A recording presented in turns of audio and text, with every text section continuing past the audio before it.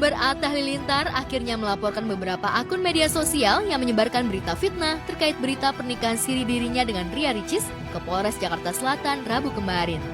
Didampingi istrinya, Aurel Hermansyah, Atta mengungkapkan meskipun proses hukum sudah dimulai, masih ada banyak akun lain yang juga akan menyusul untuk dilaporkan. Ya semoga lancar, intinya kan sebagai kepala rumah tangga ditanyain orang katanya lagi cerai apa kan.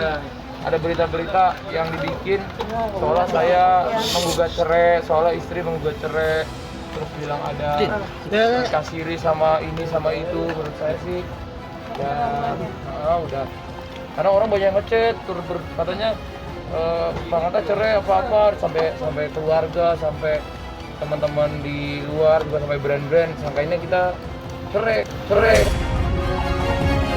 Jadi ini menurutku beritanya kemana-mana dan ini dipakai untuk oknum-oknum ini mendapatkan view yang banyak ataupun dengan cerita-cerita yang tidak sesuai.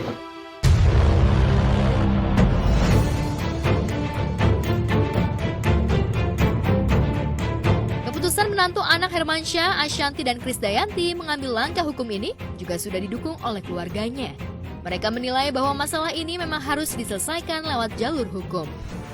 Atta dan Aurel berharap dengan fitnah yang diberikan kepadanya bisa menjadi cara Tuhan untuk menghapus dosanya. Semuanya mendukung.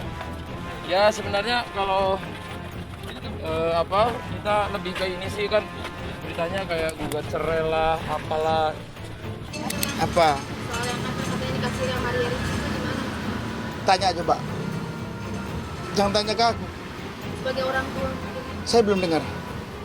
Sekarang kan aku selalu bilang bahwa ini kan memang era sosial media ya, apapun aja bisa diberitakan, apapun aja benar bisa jadi salah, salah bisa jadi benar gitu. Kalau aku sekarang pribadi ya terus terang nggak terlalu melihat juga ya gitu, tapi kadang-kadang ada di explore ya, kalau di TikTok atau di IG ada di explore kita gitu ya.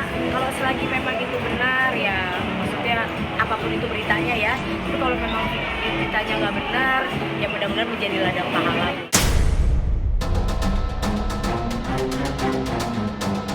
Atta pun tak habis pikir mengapa dirinya menjadi korban fitnah keji yang mencoreng nama baiknya lewat narasi yang tak masuk akal seperti itu.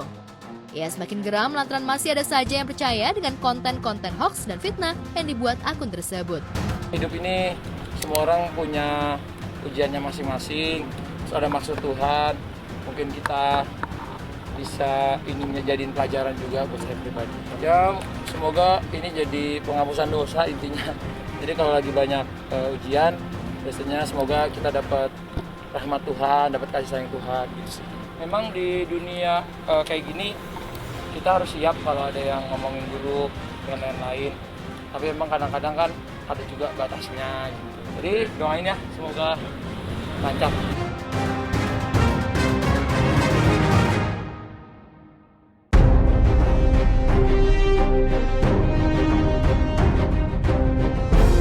Sementara itu, usai mengajukan gugatan cerai terhadap istrinya, Rian Wartia Trigina, tak perlu waktu lama bagi Andre Taulani dekat dengan wanita lain. Kendati pengadilan belum memutuskan ia sah bercerai dari Rian, Andre Taulani diisukan tengah dekat dengan Amanda Rigby. Keduanya memang kerap kali tampil bersama di berbagai acara televisi. Kedekatan mereka diperkuat dengan salah satu video yang beredar di media sosial yang diunggah oleh akun gosip. Dalam video yang viral itu memperlihatkan ayah 3 anak itu tengah dekat dengan Amanda Rigby. Kedekatan itu diperlihatkan dengan aksi Andre tengah memfoto Amanda Rigby secara diam-diam saat beradegan dengan lawan mainnya. Kembali viral momen Andre Taulani videoin Amanda Rigby dan Diki. Tulis keterangan akun tersebut yang dikutip pada 4 September 2024 Rabu kemarin. Tampak Amanda yang tengah berakting mengisi salah satu program stasiun televisi swasta bersama pemain lain. Andre beberapa kali memfoto Amanda menggunakan handphone miliknya.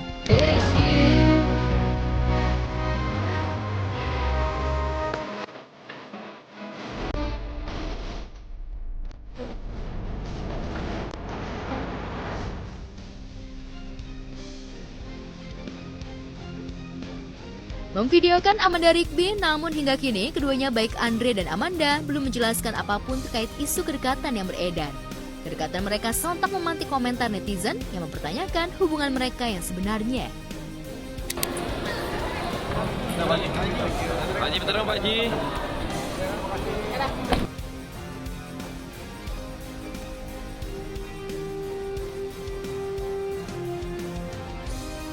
Sementara itu, sebelum isu kedekatan keduanya mencuat, Hart Gumai, ahli parapsikolog, sempat memprediksi kalau Andre Taulany tidak butuh waktu lama untuk mendapatkan kekasih baru usai bercerai dengan istrinya. Lantas benarkah sosok wanita yang berprofesi sebagai artis muda dan cantik itu merujuk pada sosok Amanda Rigby?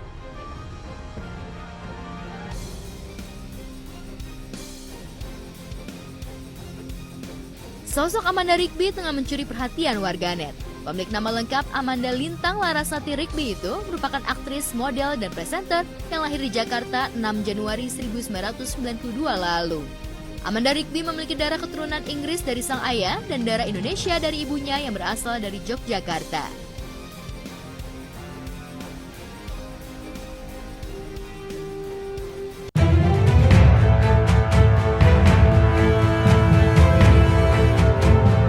Pemirsa, sidang lanjutan perceraian Aditya Zoni dengan Yasmin Oh kembali digelar di Pengadilan Agama Cibinong, Bogor.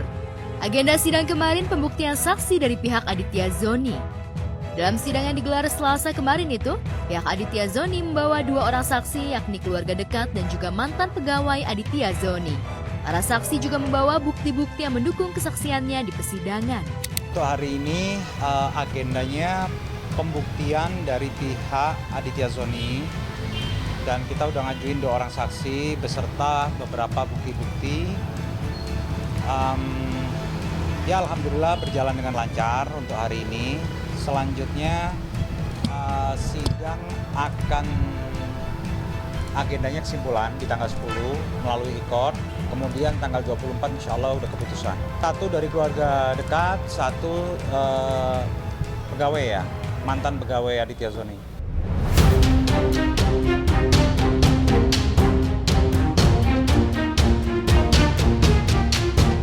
Dalam kesempatan itu, kuasa hukum Aditya Zoni membantah kalau selama hidup bersama dengan Yasmin Oh, kliennya tidak memberi nafkah. Ia membeberkan bukti transfer kliennya ke rekening Yasmin Oh senilai 70 juta rupiah pada Januari 2024. Selain itu, menurut Emil, kliennya meminta hak asuh anak jatuh kepada dirinya. Hal itu lantaran Yasmin Oh merupakan seorang warga negara Malaysia. Satu contoh aja ya, satu contoh. Tadi kita ajukan pembuktian 1 bulan aja yang saya sebutkan ya, 1 bulan aja itu 70 up ya, 70 juta lebih dalam bulan Januari 2024 tadi. Jadi yang diperebutkan kan hak asuh anak itu yang diminta oleh Yasmin Oh, dan di satu sisi Aditya Zoni juga menginginkan hal tersebut. Ya kita lihat nanti putusan hakim seperti apa. Mudah-mudahan hakim menilai bahwasanya dengan adanya anak daripada Aditya Zoni jika dibawa ke Malaysia ataupun tinggal di Malaysia tidak akan mendapatkan kesempatan seperti warga negara Malaysia yang lain.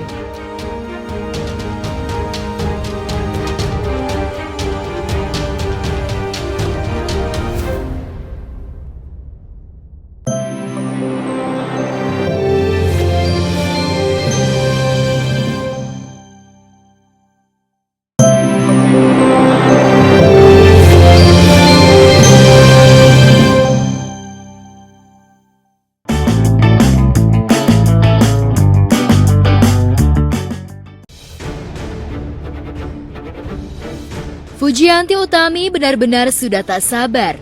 Mantan kekasih Torik Halilintar ini ingin segera kasus dugaan penggelapan yang diduga dilakukan mantan manajernya segera disidangkan di meja hijau. Apalagi sesuai keterangan juru belanya, Sandi Arifin, ex-manajer kliennya yakni Batara Ageng yang sudah ditetapkan sebagai tersangka dan berkas hasil penyelidikannya sudah dinyatakan P21 alias sudah dilimpahkan ke kejaksaan. Lantas benarkah sidang kasus dugaan penggelapan honor milik Putri Haji Faisal yang ditaksir miliaran rupiah ini akan segera digelar? Dilimpahkan ke kejaksaan, terus kemudian dalam waktu dekat kami menunggu konfirmasi dari jaksa penuntut umum kapan disidangkannya. Yang pasti dari klien kami bila mana nanti ada panggilan resmi untuk proses persidangan sebagai korban, insya Allah akan hadir berikut juga dengan saksi-saksinya. Sidang kasus penggelapan yang dilakukan ex-manajernya jelas menjadi sidang yang amat ditunggu bukan hanya oleh Fuji sendiri, tapi seluruh keluarganya, tak terkecuali fans fanatik Fuji yang sejak awal sudah geram dengan ulah ex-manajer Fuji.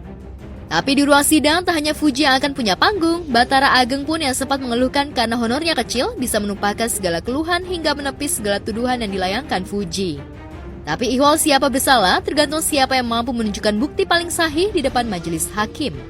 Nanti deh, karena kan juga belum proses sidang, kita belum tahu pasal-pasal nanti yang terbukti. Dakwaannya juga kan kita belum tahu. Nanti penentunya adalah jaksa dan hakim. Semoga ini cepat selesai. Aku udah capek banget sebenarnya ngurusin ini. Aku nggak begitu nyaman untuk ngomongin hal-hal yang bikin aku trauma sih sebenarnya. Udah nggak peduli kah soal uangnya, jujur, karena udah sakit hati banget. Aku udah nggak peduli. Aku cuma pengen keadilan aja sih. Jadi kemarin juga Pak Haji juga menyampaikan walaupun tidak diperiksa sebagai saksi pun nanti dia akan hadir juga untuk mensupport Fuji dalam laporan yang sedang berjalan untuk proses pengadilannya. Sementara sidang kasus penggelapan uang milik Fuji yang diduga ditilep mantan manajernya masih menunggu jadwal kapan akan segera disidangkan. Sejak mendatangi kantor kepolisian dan mengaku jika sosok dalam video asusila yang beredar adalah dirinya, usai pengakuan jujur di kantor polisi ditemani sang ayah David Bayu, Ade rupanya terpukul secara mental. Apalagi di era digital ini, orang bisa sedemikian sporadis mencerca hingga meluapkan amarahnya meski Ade secara berani mengakui sosok dalam video asusila tersebut. Kondisi mental Ade yang drop itu bahkan membuat tim kuasa hukumnya secara spesial menyiapkan seorang psikolog guna menenangkan mental dan trauma akibat tersebarnya video tersebut sehingga memicu perhatian warganet. Ya masih butuh mungkin konseling, istirahat, tapi selalu ditemenin sama Mas David dan ibunya. Jadi mereka berdua sangat concern sekali terhadap putrinya dan selalu menemani hampir hari demi hari. Ya, sebelumnya, tepat tanggal 7 Agustus lalu, Ade datang ke Polda Metro Jaya ditemani ayahnya David Bayu guna memenuhi panggilan Polda Metro Jaya terkait pemeriksaan video asusila yang beredar. Dengan gentle, usai diperiksa polisi, ayah Ade, David, dan kuasa hukumnya membenarkan jika sosok dalam video tersebut merupakan Ade. Sejak pemeriksaan itu, selang 3 hari kemudian, polisi langsung bergerak menangkap mantan kekasih Ade, AP, yang diduga sengaja menyebarkan video syur tersebut. AP ditangkap Sabtu dini hari tepat 10 Agustus lalu di kediamannya kawasan Jakarta Timur. Kepada polisi, AP mengaku sengaja menyebar video asusila tersebut lantaran sakit hati diputuskan Ade. Tersangka AP sakit hati setelah diputuskan oleh saksi Ade sehingga tersangka AP ini ingin mempermalukan saksi Ade. Sementara yang ditangkap yang kemarin sudah dirilis sama rekan-rekan dari pihak kepolisian. Untuk selanjutnya masih dalam proses, kami belum mendapat informasi, tapi yang pasti dari pihak kepolisian kemarin sudah memproses beberapa orang yang sudah ditangani di Polda Metro. Sementara AP harus menjalani masa tahanan sebelum sidang, Ade justru makin terguncang setelah mengetahui mantan kekasihnya yang tega menyebarkan video tak senonoh itu. Karena itu wajar jika untuk pulih dari guncangan mentalnya, Ade harus rutin menjalani konseling dengan psikolog. Lantas bagaimana reaksi David Bayu? Artinya depresi, Pak? Ya bukan, tapi lebih berkonseling lah, biar lebih tenang. Ini juga yang menyebabkan kabarnya Audrey tidak menerima pekerjaan dulu saat ini. Aku belum tahu, belum nanya ke dalam situ soal pekerjaan. Masih sebatas menenangkan. Ya mondoknya saja. Oke. Terima kasih guys. Ya. Saat Ade terganggu psikisnya akibat kasus video asusila yang merusak nama dan reputasinya, pedangdut Dewi Persik mendadak heboh lewat postingan gambar hasil USG-nya di akun Instagram miliknya, bahkan menuai komentar dari sejumlah selebriti. Pada postingan berisi hasil USG itu, DP demikian ia Karip disapa, menulis panjang seraya menepis tudingan jika selama ini ia mengalami gejala infertilitas atau gejala sulit mengandung janin alias mandul. Melalui postingan itu, DP seolah hendak menepis tudingan jika dirinya mandul. Alhamdulillah hasilnya oke semua guys. Hari ini ada folikel yang tumbuh dengan ukuran 16 mm, yang artinya sebentar lagi akan masuk masa subur, tulis DP bersyukur.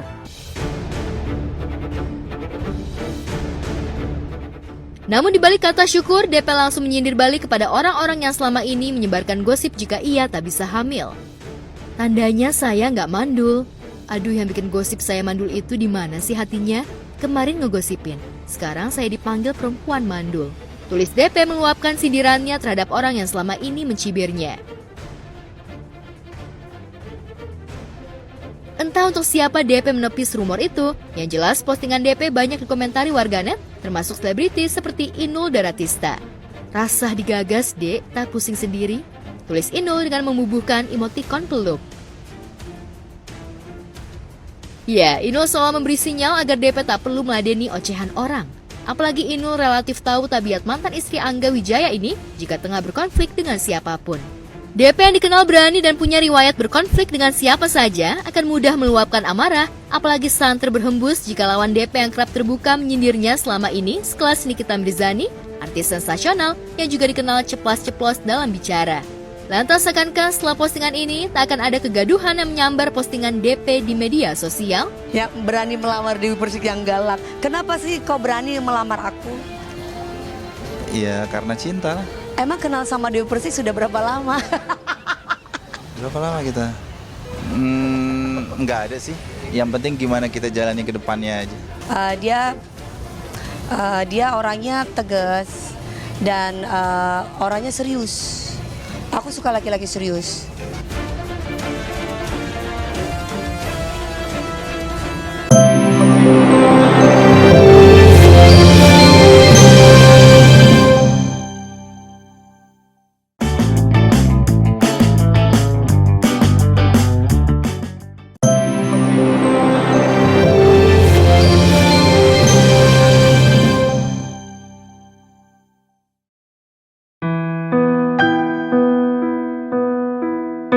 Dangdut Ayu Ting Ting kembali nyekar ke makam keponakannya Raya Zoltan Fahrizal di TPU Lemperes, Sukmajaya, Depok, Rabu kemarin. Seperti Selasa lalu, Ayu nyekar bersama ayah Abdul Rozak dan Umi Kalsum serta Syifa Nuraini dan Nanda Fahrizal, adik kandung dan adik iparnya yang merupakan orang tua Baby Zoltan. Keluarga besar Ayu masih dirundung kesedihan lantaran Baby Zoltan adalah cucu laki-laki satu-satunya yang kehadirannya begitu didambakan segenap keluarga. Meski begitu, kemarin Ayu nampak lebih tegar dari hari sebelumnya. Demikian pula Syifa tidak lagi bersimbah air mata saat berdoa di pusara Baby Zoltan.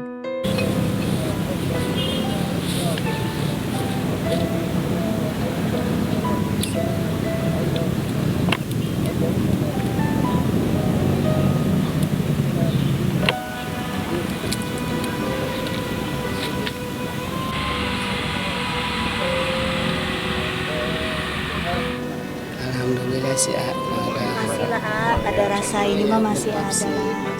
Kalau di rumah sepi itu yang berasa, kalau di rumah lagi ada orang rame ya lupa, nggak bentar orang pulang ya sepi lagi. Tapi kakaknya udah mulai belum sih kakaknya? Oh enggak, si Sumera kalau ditanya kangen baby nggak, kangen baby kemana, pulang kampung kata dia. Padahal nggak ada yang ngajarin, baby pulang kampung kata dia. Paling ngeliatin foto adiknya aja semalam ya Bu ya di kamar ya Bu. Semalam di kamar ngeliatin foto adiknya, baby, Zoltan, itu doang. Usut punya usut, kerinduan Syifa terhadap Baby Zoltan sedikit terobati oleh pertemuan lewat mimpi yang terjadi Senin lalu. Dalam mimpinya, Syifa melihat darah dagingnya terlihat bahagia, tidak menangis seperti saat mengalami dehidrasi. Syifa yakin putranya sudah berbahagia di surga. Lalu benarkah Ayu Ting Ting juga sempat bertemu Baby Zoltan di dalam mimpi? Mungkin biasanya kan kalau udah ketebak di mimpi gitu teh. Udah ketebak. Belum, mamahnya udah. Udah kemarin. Itu mimpinya gimana tuh teh? Maksudnya emang Iya, datang ke mamanya. Kayak mamanya udah lebih senang gitu. Sedih boleh, tapi kan kita juga harus mikirin masih ada anak kita yang lain yang harus kita urusin kan. Masih ada Sume, ada Bilkis, ayah ibu juga saya bilang gitu. Ya emang sedih, pasti susah, prosesnya pasti akan lama gitu. Nggak semudah yang orang bilang gitu ya. Ya, seperti kata Ayu, life must go on. Hari ini pun Ayu sudah mulai bekerja kembali. Namun sebelum syuting pada sore hingga malam, Ayu ingin menjenguk pembaringan terakhir keponakan kesayangannya itu. Publik dan netizen pun masih ingat saat acara 7 bulanan, Ayu sendirilah yang meminta Syifa dan Nanda Farizal, adik iparnya, untuk memberinya keponakan laki-laki yang tampan. Tak heran ketika baby Zoltan pada 7 Juli 2024 lalu, akikahnya pun dirayakan besar-besaran. Namun Tuhan rupanya lebih menyayangi baby Zoltan. Di usia 55 hari, baby Zoltan sudah dipanggil ke surga. Lalu benarkah Ayu sempat tidak setuju ketika Syifa ingin menaburkan ASI di makam baby Zoltan? Enggak, masih banyak banget air susunya. Iya, kangen banget. Mas, kalau kangen pasti iya ya, karena setiap hari kan di rumah Mas, dari lahiran sampai dia besar, kita yang ngikutin prosesnya gitu, dari yang bayi kecil sampai dia gemuk, sehat. Pastilah siapa sih yang nggak kangen, yang nggak kehilangan gitu. Makanya barang-barang di rumah tuh nggak kita izinin buat dirubah dulu, kayak bajunya dia kemarin yang terakhir dipakai kita nggak cuci, terus tempat tidur juga kita nggak rubah.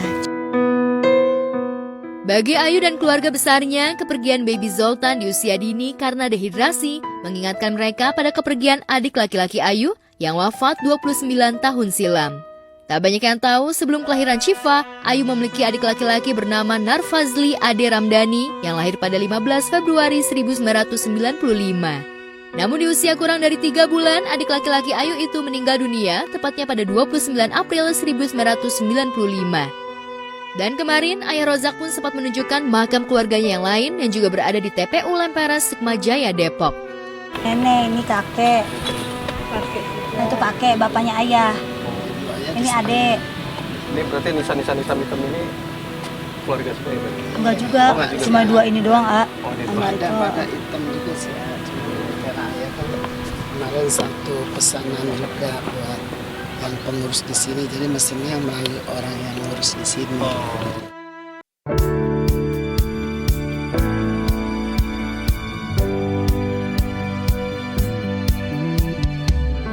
Artis Aura Kasih akhirnya bisa bernafas lega lantaran putri sematawayangnya Arabella bisa bertemu dengan ayah kandungnya Eric Amaral, model pria berkebangsaan Brazil. Pasca bercerai dari Eric pada 28 April 2021, Eric pulang ke negara asalnya dan tak pernah bertemu dengan Arabella. Namun sejak ulang tahun Arabella yang kelima pada 16 Juni lalu, Eric kembali datang ke Indonesia dan masih menetap di Jakarta hingga kini. Menurut Aura, nyaris setiap hari Eric menghabiskan waktu bersama Arabella putrinya. Eric kalau ketemu anak aku ya mereka aja berdua gitu loh. Kadang kan aku juga syuting dari kemarin keluar kota kan nyanyi. Mungkin dia udah umur 5 tahun, banyak pertanyaan di kepalanya dia gitu, terus my father gitu kan. Jadi akhirnya aku ada nih sosoknya ada. Meskipun ada bapakku di rumah, sosok ayah gitu, tapi tetap kan dia juga harus tahu sosok. Aku senang kalau lihat anak aku ya ternyata ada sosok ayahnya ya, meskipun kita tidak pernah tahu dia di sini sampai kapan gitu, tapi setidaknya Bella kenal dulu lah sama ayahnya. Kebetulan mungkin karena si Eriknya juga ini ya, apa namanya, ke orang juga friendly, habis itu juga dia pinter cara mendekati anak, jadi ya anaknya juga mau gitu main dan malah jadi kayak apa nanya-nanya gitu kalau lagi misalkan nggak ada telepon atau apa, malah dia nanyain gitu, jadinya mana gitu. Meski lama tak bertemu, Arabella dan Eric cepat sekali akrab. Namun saat melihat kebahagiaan putrinya bertemu dengan sang ayah, Aura tidak berniat untuk rujuk dengan pria yang 7 tahun lebih muda dari dirinya itu. Bagi Aura, kisah cintanya dengan Eric sudah tutup buku. Balik ke Indonesia. Maksudnya untuk keluarga utuh, menjadi keluarga yang utuh mungkin. Baik, maksudnya balikan lagi sama Eric? Oh ya enggak. Aku tidak pernah membuka buku lama ya. Jadi ya itu chapter yang sudah lalu ya. Kita buka chapter yang baru aja. Jadi enggak ada. Ya, kisah cinta Aura Kasih dan Eric Amaral sempat viral beberapa tahun silam. Pasalnya, saat mengaku sudah menikah siri dengan Eric di Bangkok, Thailand, netizen mempergunjingkan status Eric yang sudah duda dengan 1 anak. Aura Kasih juga dituding bucin tingkat dewa pada Eric karena pernikahan siri itu kemudian diresmikan secara hukum negara pada Desember 2018 silam. Tak heran pesta pernikahan Aura dan Eric yang digelar tertutup untuk awak media sempat diprediksi tidak akan bertahan lama karena terlalu lebar jurang perbedaan di antara mereka. Toh meski Eric sudah menjadi mu'alaf, perbedaan kultur dan karakteristik membuat konflik rumah tangga Aura dan Eric semakin panas. Saat tampil di podcast Deddy Corbuzier, Aura menyebut bahwa selama pernikahan, Eric merasa terintimidasi secara sosial oleh dirinya. Erik mengaku minder bersanding dengan Aura yang memiliki harta dan ketenaran, serta koneksi yang luas di dunia hiburan. Secara sosial maksudnya gini, mungkin dia masih muda, terus mungkin aku udah punya karir, aku udah punya, maksudnya, ngerti ya, aku bisa punya apapun lah istilahnya. Status sosialnya berada di atas dia. Iya. Gitu. Ya tapi cowok itu ya kalau terjadi seperti itu kadang-kadang memang akhirnya mau pisah, nggak kuat mereka. Iya, padahal di dalamnya tuh kita juga biasa aja, tetapi mungkin dia ngerasa terintimidasi secara sosial. Pada akhirnya dia kayak, gue harus cari sesuatu yang memang gue sendirian. Gue di sini kayak nebeng elu gitu, kayak dikit-dikit dia istrinya Aura, suami Aura dia. Ya tapi mungkin ya sudah jalannya Tuhan.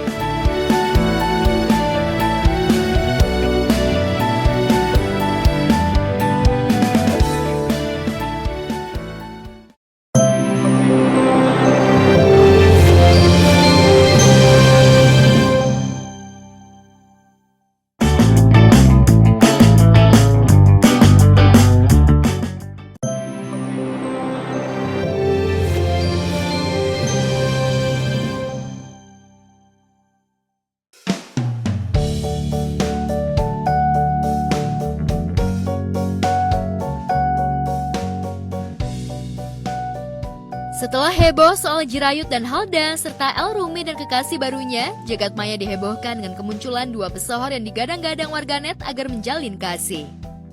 Mereka adalah Abizar Al-Ghifari dan Cynthia Mariska. Memiliki hobi yang sama dari mulai menunggangi kuda besi hingga bermain sepak bola, membuat warganet menjodohkan keduanya. Ditambah Cynthia kerap dibuat salah tingkah alias salting ketika digoda oleh anak kedua dari pasangan almarhum Ustadz Jeffrey Al-Bukhari dan Pipik Dian Irawati tersebut. Bahkan yang teranyar adalah ketika Cynthia didapuk untuk menjadi salah satu pengisi acara di acara Ibunda Abizar, Umi Pipik.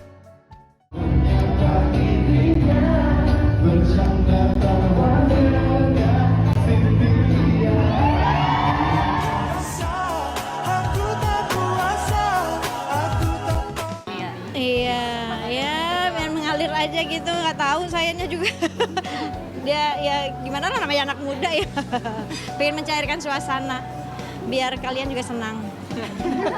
Dapat berita yang baik kan gitu. Bilang lah teh ayo. Enggak, karena memang saya kan memang ngundang kajian. Jadi ya udah pas acara kan bajunya juga baju-baju yang saya bikin tuh baju remaja kan, lebih kepada remaja. Makanya saya undangnya yang musnya itu anak-anak remaja, Adiba adiknya, ada sepupu, ada anaknya temen. Terus kok oke, Cynthia juga pernah kerja sama Adiba juga kan. Terus akhirnya ya udah ternyata dia juga bisa gitu. Dan ada satu baju yang memang overall gitu, dan aku bilang ini kayaknya cocok banget nih dipakai Cynthia gitu kan, karena kan memang dia tomboy tapi masih muslimah gitu. Jadi akhirnya ya sudah dia pakai dan dia mau support. Jadi bersyukur banyak teman-teman artis yang datang, bersyukur semua bawa doa, bawa cinta, alhamdulillah. Ya gitulah, maksudnya itu request dari Umi juga gitu loh, nyanyi bareng Cynthia gitu. Kebetulan juga Cynthia lagi naik ya. Jadi ya udah, emang kemarin juga sempat udah bilang ke Cynthia juga sih, nanti nyanyi ya bareng gini. Terus dia ngomong, aduh gua nggak bisa. Terus gue bilang ya udah cuek aja, akhirnya udah cuek, akhirnya ikut nyanyi. Ya namanya juga orang tua ya, kita support terus lah apapun itu. Dia minta nyanyi ya kita nyanyi. Gue pribadi sih gue nggak mikir kemana-mana ya, emang karena ya udah ini teman aja, kita teman dekat, kita teman baik juga. Dan emang nggak pernah kepikiran buat sampai kemana juga gitu loh. Ya harus Umi baik sih, maksudnya ya apa ya, dengan Umi udah invite Cynthia buat jadi salah satu model runway juga, itu kan udah nunjukin respon baik. Pas gede ketemu main bola bareng jadi salting core, makanya gitu, kira bisa ketemu ya gitu. Amin kan, tapi aku nggak pengen Abizar sampai ngerasa risih, itu yang aku jaga, makanya selalu aku wanti-wanti ketika berlebihan jangan. Kalau mau support aja, doain yang terbaik, tapi kalau sampai berlebihan jangan, karena aku nggak mau Abizarnya jadi risih gitu. Menariknya, hubungan Cynthia dengan Umi Pipik memang terjalin sejak lama. Bahkan Cynthia juga kerap mengikuti sebuah pengajian yang diadakan oleh Umi Pipik.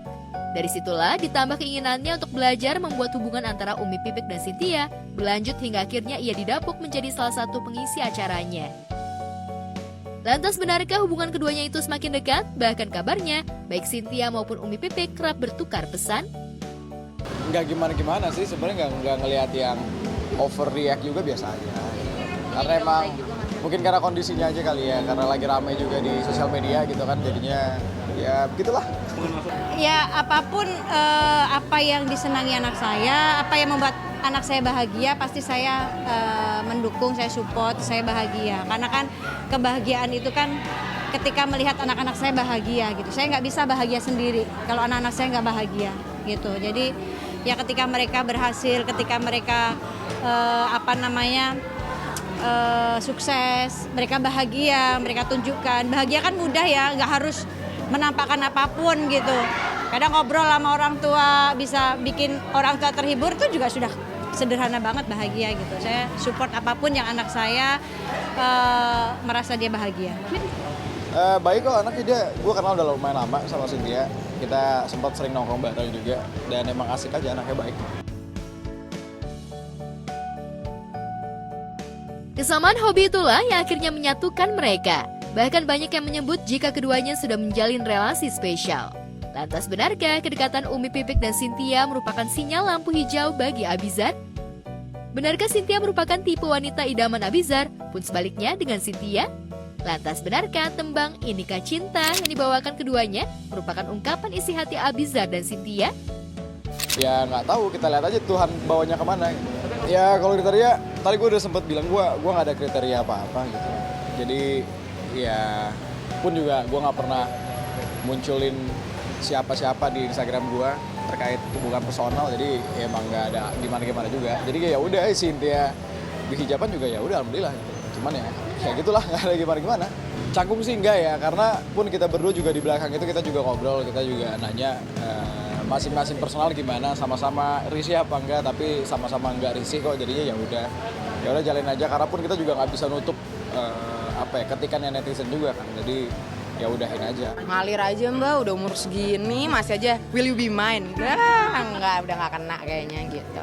Seperti apa ya? Seperti bocah kelas 4 SD yang lihat crush-nya di TV aja gitu. Emang gebuk-gebuk, cuma kayak ya lucu aja, dibilang yang obses juga enggak. Aku nggak mau memaksakan sesuatu hal. Ya dia anak yang baik ya, baik. Maksudnya gini, dia juga kehilangan sosok ayahnya, ya kan? Dan dia hidup bersama mamahnya, dan saya melihat Cynthia seorang wanita yang anak yang pekerja keras gitu. Dia apapun dia lakukan ya untuk membahagiakan orang tua gitu. Ini yang luar biasa. Dia kuat ya, anak yang kuat, solehah gitu. Walaupun tampilannya tomboy kan kita nggak bisa lihat hanya dari tampilan saja.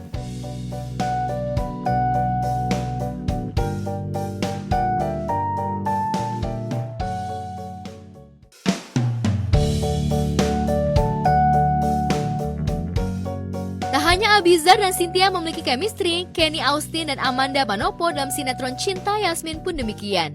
Apalagi saat adegan Romeo dan Yasmin yang selalu bikin baper. Chemistry antara keduanya berhasil membuat para penggemar disuguhkan bak menonton drama Korea alias drakor. Lantas seperti apa Kenny Austin yang berperan sebagai Romeo melihat hal tersebut? Hey, kamu dengerin aku.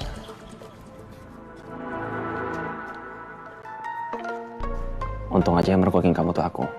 Coba kalau Alisa atau Mama, itu bisa beda ceritanya.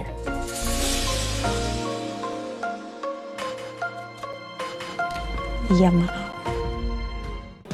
Ya berarti itu sutradaranya yang jago berarti kan. Jadi dari angle, dari warna, dari background, itu kan berarti semuanya udah diperhitungkan. Jadi ya hasilnya seperti itu. Berarti rapi itu gambarnya.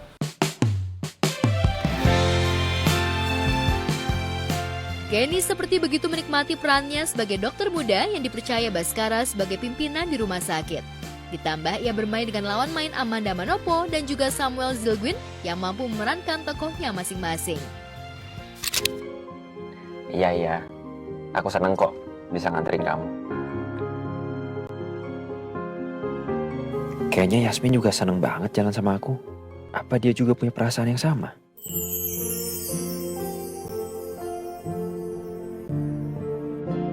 Tapi rasanya nggak mungkin. Yasmin kan cuma anggap aku sebagai sahabat, nggak lebih. Senang lah, berarti kan mereka ketarik ke dalam cerita juga, hanyut dalam cerita. Kan emang itu yang tujuan kita sebenarnya untuk ngadain adegan seperti itu.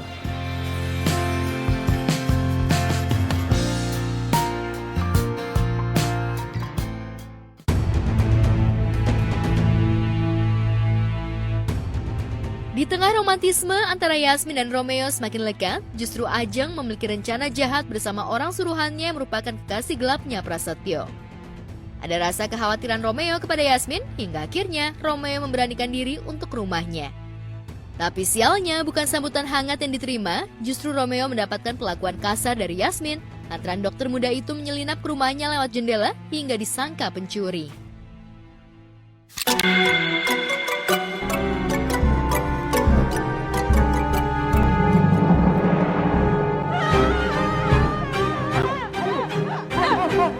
Kamu ke sini?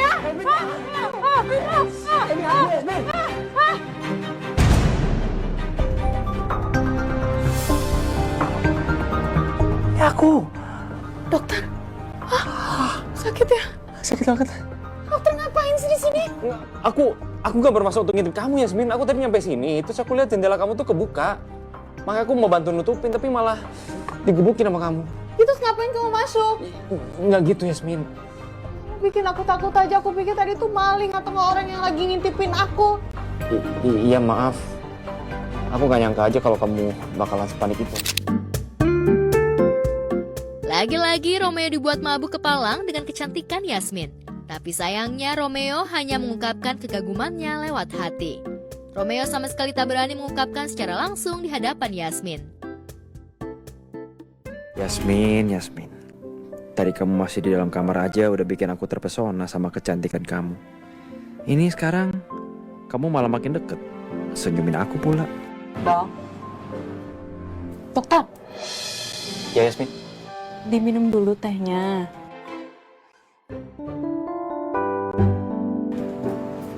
Iya. Kamu bengong sih? Mikirin apa? Enggak. Aku gak mikir apa-apa kok.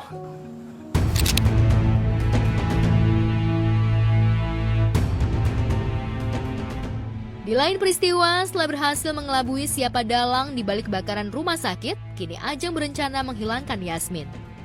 Apalagi Yasmin merupakan orang satu-satunya yang mengetahui hubungan gelap Ajeng dengan Pras. Lantas seperti apa Romeo melindungi Yasmin dari rencana jahat Ajeng setelah Yasmin menunjukkan video Ajeng dan Pras bermesraan keluar dari hotel?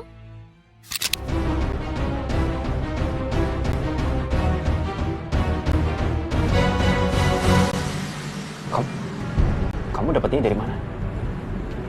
Jadi aku tuh disuruh sama Pak Rangga datang ke hotel itu karena Pak Rangga minta bantuan karena ada tamunya menginap di sana. Terus akhirnya aku datang ke sana, aku coba reservasi tempatnya, terus nggak sengaja aku ngeliat Bu Ajeng dan Pak Pras keluar dari kamar terus bermesraan seperti itu. Tapi apa iya Pak Pras itu punya hubungan sama Mama? Aku sih kurang paham ya, cuma masalahnya aku udah ngeliat Bu Ajeng sama Pras itu udah 2 kali. Adegan yang paling berkesan ya udah kalau misalkan lu berduaan sama Ajeng tiba-tiba ada yang pergokin. Kayak episode yang sebelumnya kayak beberapa kali tuh Yasmin tuh mergokin Ajeng sama Prasetyo. Aduh itu tuh kayak wow, banyak sekali yang otomatis itu komennya negatif semua ya. Awas lu ya Prasetyo, lu memang bener-bener kurang ajar lu. Dasar lu penghancur ini itu. Dan kemarin sih sempat saya syuting di MNC Kebon Siri. Terus ada seorang fan ibu-ibu tiba-tiba saya lagi take tuh kayak tiba-tiba dia nyamperin kayak saya langsung takut gitu. Kurang ajar lu ya katanya gitu. Matanya melotot kayak pingin mukul gitu loh, tau-taunya Bu jangan dipukul Bu. Akhirnya cair suasana. Akhirnya kayak ibunya minta foto bareng sama saya. Itu sih takut sih karena beberapa kali tuh kayak ya dapat ancaman aja dari DM, awas lu kalau ketemu ya lu lihat aja lu. Ya puji Tuhan juga ternyata berhasil membuat penonton jadi kesel dengan aku ya. Mungkin dengan adanya Ya dari dulu kali ya, orang sama aku juga selalu kesel dan gak suka sih. Jadi ya udahlah, mau gimana lagi kan, ini hanya peranan. Umur aku sama Pras mungkin kebetulan sangat jauh banget. Dan awal waktu Pras adegan harus selingkuh sama aku, mungkin juga dia kaku ya. Tapi aku harus bisa membuat dia supaya jangan kaku dengan aku, misalnya meluk aku, megang tangan aku, lihat-lihatan. Dia kadang-kadang suka lupa dialog, kalau aku juga harus lihat dia gitu kan. Mungkin juga aku ngejelekin acting aku kan. Tapi aku membangun itu supaya dia lebih luas, dan akhirnya puji Tuhan sampai sekarang ini dia aman-aman aja sama aku sih. Awalnya doang kaku. Dari episode 1 sampai episode berapa ya, aku lupa ya. Ya sering ngobrol sih. Kalau misalkan aku cari tahu apa ya senangnya dia. Oh, dia senang bola, ternyata dia kiper bola kan. Ya udah aku tanya bola karena aku nggak ngerti bola ya. Jadi ya cara untuk aku untuk ngedeketin dia seperti itu. Dia juga jadi kesini udah luas, dan ternyata episode yang sekarang ini aku udah jarang ketemu lagi. Jadi jarang ngobrol lagi sama dia. Nah ini barusan ketemu lagi ya ngobrol lagi kayak gitu.